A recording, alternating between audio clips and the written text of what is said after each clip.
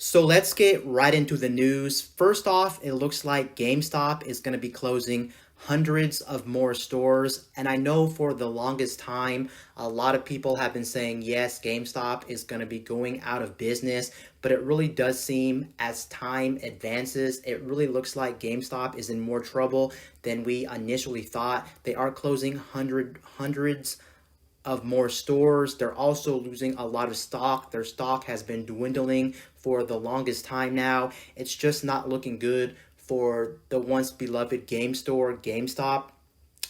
One reason that GameStop is definitely going out of business, of course, is due to the fact that their bread and butter over at GameStop, if you didn't know, is actually the used market when it comes to used games. They actually don't make too much money on brand new releases, whether it's game releases or whether it's systems that have to be sold. Basically, anything that's brand new in the store doesn't really make them that much more profit. All the used stuff is where their bread and butter is, but a lot of people aren't really trading in as many accessories and especially as many games as they once used to many years ago, just due to the fact that a lot of people buy their games digitally now. It's pretty much proven, and as time goes on, a lot of people are seeing the better benefit of digital distribution. A lot of people are getting better internet connections. The brand new consoles coming out around the corner, the PS5 and Xbox Series S, are both going to have variants that are only going to have digital games only. You're not going to be able to buy the games, and of course a lot more people are going to be forced to buy digital games in the long run. So you can see it's not really looking good for GameStop in the long run. And honestly, to top off everything I just said, they're also in a bit of a situation ever since this year started, especially earlier in the year. You guys know what was going on in the world, and they had a bit of a problem where they had to close their stores for quite some time. I know their online service was still being accessed. A lot of people were still buying things from GameStop online, but it just didn't pad out the fact that less people are going to GameStop due to the current world situation. More people just generally buy their games digitally nowadays. It's just honestly not looking good for GameStop. And another problem GameStop really has, besides people just generally not buying as many physical games or physical goods anymore, is also the fact that GameStop has way too many locations. And I, as a person, can actually vouch for this. If you look in my city has like 8 or 9 GameStops. And the crazy thing about GameStop is not just the fact they have all these retail stores, they also have all these retail stores in places where GameStop shouldn't have all these retail stores. Like, for instance, why do I have 2 GameStops like right around the corner to me? Does that make any sense? They theoretically only need one GameStop to serve that one area. Why have two? You can have honestly way too many stores, and then honestly, it just doesn't make sense because you're not making enough money to support all these stores, and you don't, even if you have a lot of money in the bank, you don't need 2 stores in the same area. It just honestly doesn't make sense to me. And I always wondered why GameStop had so many locations right around the corner from each other. It's like, yeah, that's pointless because one GameStop again could serve everybody in that area, and the people who want to buy games are actually going to drive out to GameStop. It's not really that big a deal if there's only one GameStop to serve one area. People will drive to it if they want to, and I think it also has to do that GameStop. If you look at GameStop is not really a place where you buy games, and usually the GameStop deals are just not that good to begin with. Usually, like, if you want to save money, you're not saving that much money compared to other retailers. I'm just basically saying how it is. You look at a used game, for instance, at GameStop, and most of the time you're only getting like a $5 savings on a used game, and it's kind of like, what's the incentive to go into a GameStop to save $5? You're better off buying it digitally because the convenience of digital distribution, of course, the uh, outweighs the pros of having a physical disc, and it just makes more sense. And then I think also they don't actually sell anything else to really offset the fact that they're, like, again, their bread and butter at GameStop is their physical or used games, and that's pretty much how they make most of their money back. And most people nowadays are kind of smart enough to know, if I trade a game into GameStop, if I still have a physical game, I don't make much money off that game. So what's the point of actually giving it to GameStop to make little to no money and then them reselling it for like $55? And a lot of people just don't like that. Another thing I know for a factor, which I personally cannot relate to, but I know in general, another thing that really does hurt GameStop is the fact that if you look online, everywhere you look, whether it's YouTube, whether it's social media, whether it's forums, so many people out there just do not like GameStop, whether it's their bad game practices or employee practices, or whether it's just a bad experience they had in a GameStop. For me personally, I can't really relate to that, since honestly, I don't necessarily hate GameStop because I never really had a bad experience at a GameStop near me. But I also understand where people are coming from. Usually what happens is too, when you go inside of a GameStop, they like to hassle you a lot in the GameStop, and I can see why people just don't want to go in there. Why would you want to go into a GameStop and then be hassled by all these different programs? Get the Pro member, get the Plus member. You want to pre-order a game? Do you want the accessories? Do you want to get a protection plan on your disc? And I can see why so many people just want to buy a game, get out, and leave with a copy of a game. But for me, I never really had those problems. I would walk into a GameStop, if I ever did go to a GameStop, pick up a game, and then walk out with the game. And even if I got like hassled in the GameStop by the employee, it wasn't that bad. Usually I would just say, no, I don't want the Pro membership. No, I don't want a protection plan on the discs. No, I don't want to pre-order a game, and just walk out. And I honestly never had a bad experience. But again, for all those people, I actually feel sorry for you. And for me, I know a lot of people don't want to hear this from me, but for me, I actually am kind of sad that GameStop is eventually going to close.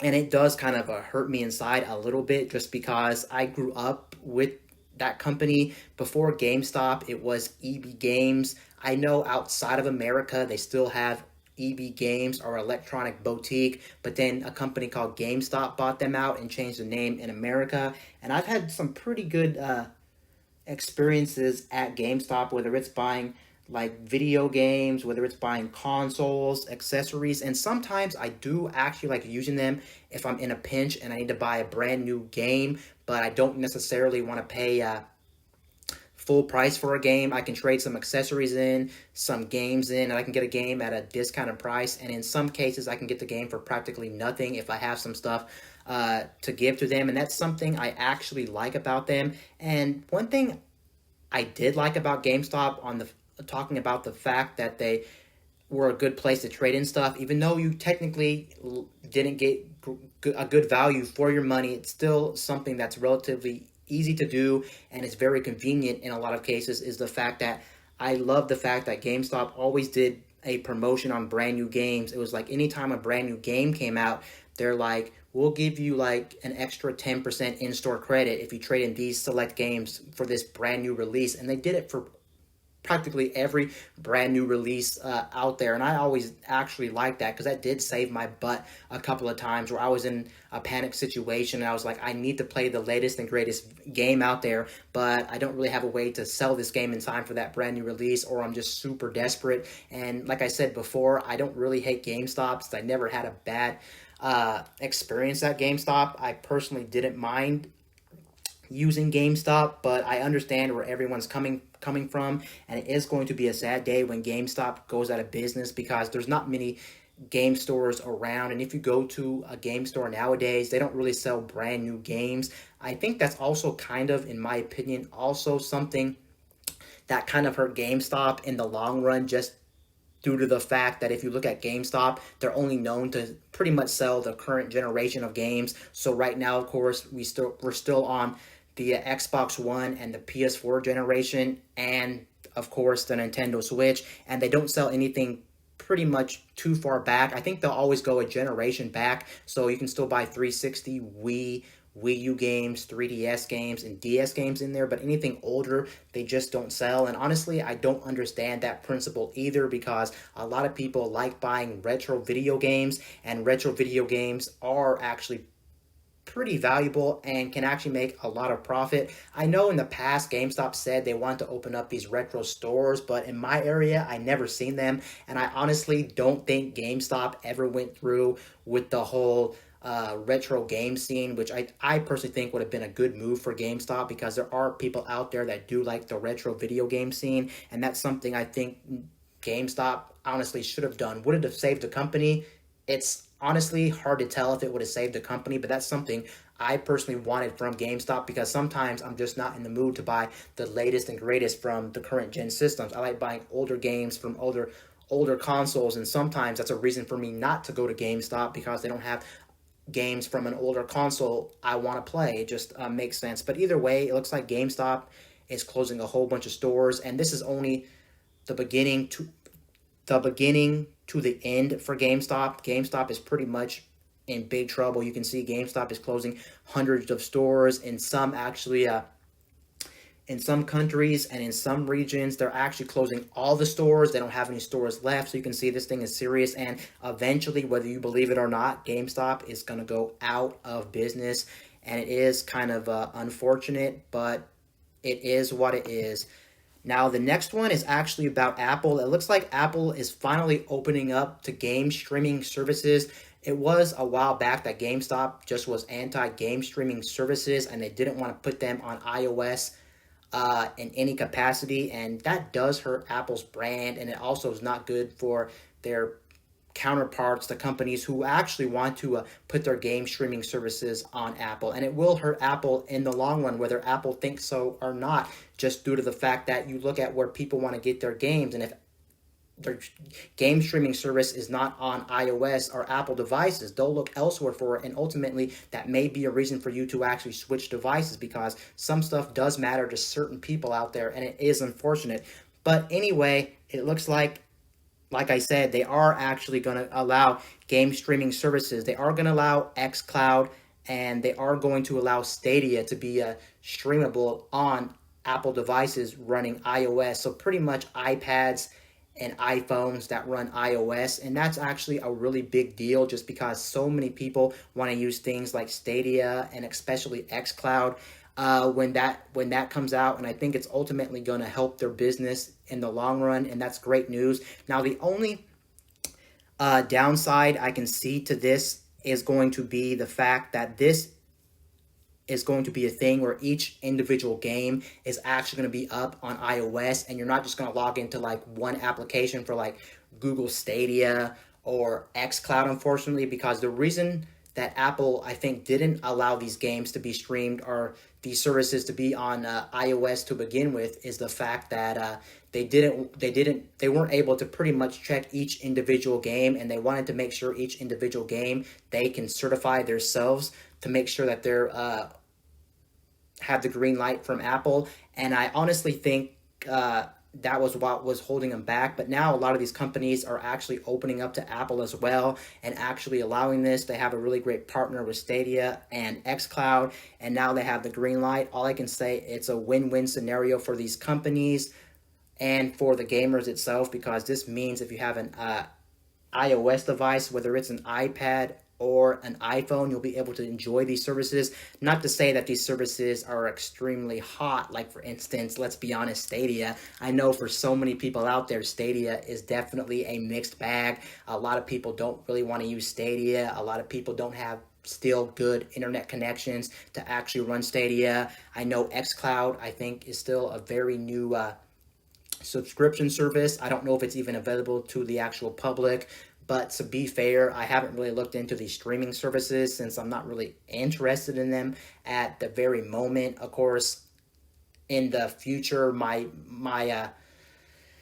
taste in these services could change, and I could get into these services. But right now, these services are just something that I'm definitely not into. But regardless, it's a win-win scenario for both Apple and these companies and the gamers. So that's very good. Now, the next one is actually about VR, because it looks like Facebook is actually finally going to make a brand new Oculus Quest 2. So you guys may remember Oculus Quest was a standalone VR headset from 2019, and I heard a lot of good things about it. The only thing I guess that's kind of negative about it is the fact that it's not the same type of VR you'd be playing on like PSVR or even your PC in terms of VR. It was much more on the mobile side since it was running a custom version of Android. And then to top it all off, you're really playing mobile-esque games, but there was still some amazing experiences you could get with Oculus Quest. And then just the fact that Oculus Quest, I think, is the only VR experience that you can play wirelessly. So that does mean you could play Oculus Quest pretty much anywhere you wanted, even outside, which of course, if you don't know, they don't recommend you playing with your Oculus Quest outside because something to do with sunlight damaging the experience or damaging you or something is just not a good experience. But basically, you can use this thing practically anywhere, of course, and that was one of the biggest benefits to this device. It wasn't clunky. A lot of times when you get modern day VR, you have to have like a powerful PC, you have to have a PlayStation, you also have to connect it and things like that. And for a lot of people, it's just too much to worrying about the hardware to power VR, and then also worrying about can your equipment even run VR. So this was basically the best way to play VR. Sure, it didn't really stand up to other types of VR like PC VR again or PlayStation VR with the quality of games and things like that, but just the convenience was pretty awesome. And I'm actually really excited to actually get into Oculus Quest because for the longest time, I was a person that got a PlayStation VR. I actually got it fairly recently in the last year, and I've been pretty happy with my PlayStation VR headset. And for the most part, I like it. I will say it is kind of clunky to actually set up, but once you get the whole thing set up, and you get it up and running for the first time, I will say it's a pretty amazing experience. And if you haven't used VR, I really do think you should give it a try. I will say though, I don't personally think VR is for everybody just because VR can give you headaches, it can give you motion sickness. You don't play the games the same way, and it's not as relaxing as playing a traditional game on like a TV. I understand that, and I honestly also don't think that VR is just going to be the way we play games in the near future primarily. I still think there'll still be a screen counterpart where we play games on a traditional screen, whether it's a monitor or TV or some type of handheld device like the Nintendo Switch, because a lot of people just don't like the fact they have to put this big helmet on their head. They can't do a lot of activities like eat while they game. They can't see their surroundings while they play their game. And I can see why so many people just don't like VR. But anyway, back to the Oculus Quest 2. I think the Oculus Quest 2 is going to be an amazing device when this thing comes out. It looks like it's pretty much going to improve on a lot of the different aspects of the original Oculus Quest. And honestly, I think it's about time that they actually updated this, because I was originally going to buy the original Oculus Quest because after playing PSVR, I was like, yeah, VR is definitely something I'm personally into, but for some reason, they just were so hard to find. I think by the time they came in stock, it was like 3 or 4 months after I was already kind of like, well, it's kind of too long to buy a Oculus Quest and things like that, and this product is aging a little bit, so I guess now's the time for me to buy this because Oculus Quest 2 is officially coming out, and it's going to be pretty much the same headset, just upgraded, so it'll keep the same wireless design. It's going to still be based off of, I think, Android. They're just going to pretty much just upgrade all the specs inside of it. Of course, whether it's the screen, the processor, more RAM, overall, it's going to be a better experience. So if you already had a great experience with the Oculus Quest 2, with the Oculus Quest 1, then the Oculus Quest 2 is pretty much going to be a no-brainer, and I think you're definitely going to like this device. I will say it is kind of hard to determine if you should upgrade your Oculus Quest 1 to get the Oculus Quest 2. I guess, of course, it's really going to come down to how often do you still play your Oculus Quest and things like that, and do you like the game lineup for this thing. But I do know they're still, I think, releasing games for this. This Oculus Quest platform is still being updated. They're still adding new features in a lot of scenarios. So I can see this thing actually being a very good headset for a lot of people. And it's still going to be good for people who just want to try VR. Yes, it's expensive, but it's cheaper to get into compared to the competition, and it's easier to set up compared to the competition. So that's a benefit of Oculus Quest, and I'm actually very excited about this thing. I'm not really going to go into all the specifications, but some of the standout specifications, I guess, would be the fact that they're upping the RAM from 4 to 6 gigs, which is actually good for gaming. Obviously, more RAM means better games.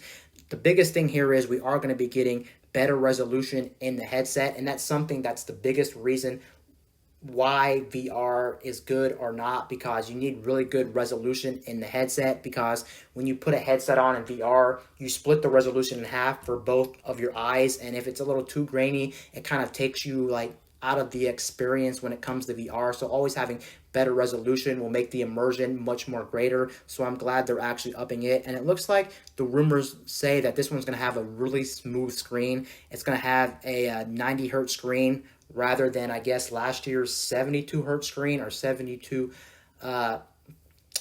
frames screen. So that's actually pretty nice that they are doing this. Overall, I'm just saying that this is a good product, and if you haven't bought one and you're thinking about VR, this is probably going to be the best way to get in VR. And I think this was the one headset, I do believe, as far as I remember, don't quote me on this again, so just take this as a grain of salt, but I'm pretty sure from what I remember, Oculus Quest was a headset you could still use with your gaming PC if you had one powerful enough, which was nice. Sure, it wouldn't replace any typical VR headset that's made for PC, but this one still had promise where you can use it as a standalone Oculus Quest, but you can plug it into your PC. And now that they're actually upping this thing, whether it's the performance or the resolution in the headset, that does mean this could potentially be an all-in-one headset for Oculus Quest gaming and for PC gaming as well. Granted, if you just strictly want to do PC gaming, of course, there's still going to be better options on the market that are made specifically for PC VR. But this is some pretty amazing news, because I was wondering when Facebook was actually going to update their Oculus Quest VR headset. Now, the next one is actually going to be about Facebook gaming, because it looks like Facebook gaming will now allow partnered streamers to play copyrighted music. And this may not really seem like a big deal to a lot of you people, just due to the fact that it's just music, so what's the big deal here? But I think this is going to be a very big game changer, because most platforms out there, whether you're on YouTube or whether you're on Twitch or some other platform that allows you to stream games, 99% of the time you're not allowed to stream copyright music. So anytime you stream copyright music, most of the time you get flagged or you get in big trouble, whether it's from YouTube itself or Twitch or the copyright owner of the actual music, since you don't own the music. And I really do think this is going to be a big game changer, because some people may want to stream a game with like different music that's copyrighted material, especially if you play a game that's maybe like a multiplayer heavy game that has repetitive music, or you're playing some type of game that's just very repetitive and it's not really story based. You'd want to throw up some music in the background, but I know a lot of times it's very frustrating to play a game and not be able to play music that you want to play just because somebody owns the rights to that music. So a lot of times you end up using like copyright free music or things like that, and a lot of times it doesn't sound the same as copyright music. Granted, I do know in a lot of situations a lot of people could still get away with like copyrighted material on Twitch especially, or in some cases YouTube, because they just never get caught. But why take the chance? And it can risk your channel's direction, and it can just shut your channel down in the long run, and that's not good. And I agree with this thing. I think it's a bigger deal than most people assume. Will it get a lot of people on board with Facebook gaming? Ultimately, it'll depend on a number of different factors. And keep in mind, even though they did say you will be able to play copyrighted music, it doesn't mean you can't somehow still get copyrighted with the music that you play or the content that you play, because let's face it, the internet is a really strange place. And I know a lot of times, sometimes you get flagged wrongly, or sometimes you don't read everything in the script and you still get copyrighted because you don't read all the rules in the fine print, which is actually unfortunate for a lot of people. But just the fact they are allowing this is actually pretty awesome. And it looks like they're just not going to flag you if you play copyright material. But yeah, either way, it is nice news for all those people who stream on Facebook and things like that. Now they can play copyrighted material and not actually get in trouble. So basically, how I'm actually seeing this, it looks like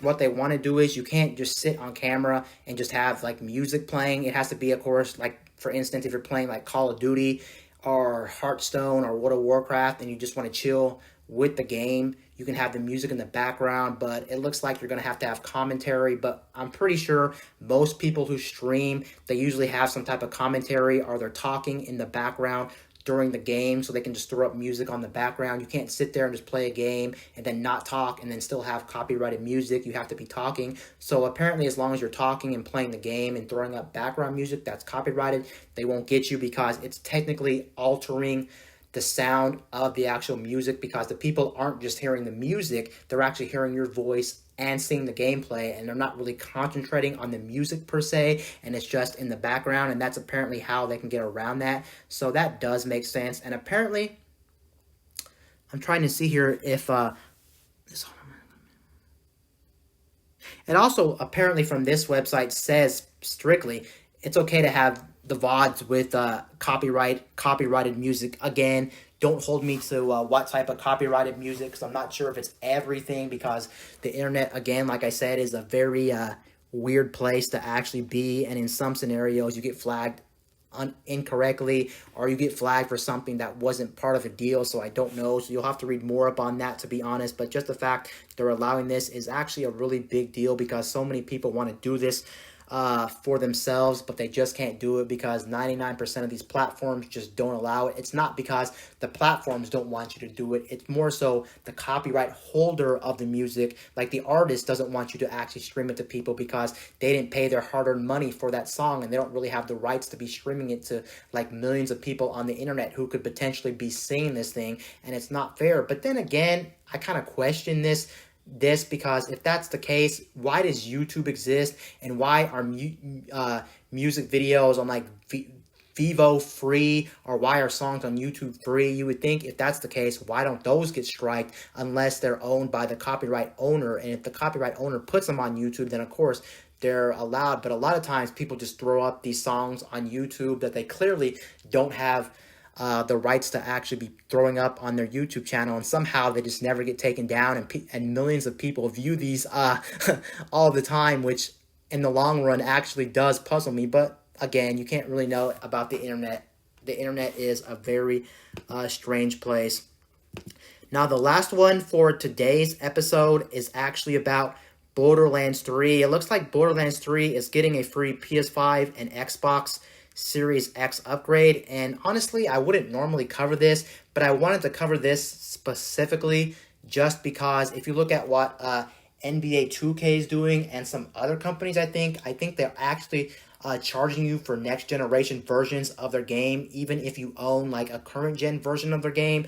I know 2K, I think, is doing that with NBA 2K, and then I know Call of Duty is doing something along those lines where you buy the current gen version and then you have to pay like a $10 fee to upgrade the game. And honestly, I'm not really a big fan of it, and I don't understand why you're forced to pay that upgrade fee from current gen to next gen, just because if you look at what other companies are doing, there's a lot of other companies that are just allowing you to upgrade your game at no additional cost. If you already own the current gen version of the game, you can just pop it in and just play it right away with no questions asked. Like for instance, it's just confirmed Borderlands 3 is one of those games. You get the next gen version free. I think Cyberpunk is one of those games. You get a next gen version free. I think there's also Destiny. Correct me if I'm wrong. I know Destiny, to be honest, has a small, not as big fan base as it once used to. There's a lot of questions about Destiny, but I think that game allows it. And I think Grand Theft Auto is going to allow it too, because it did say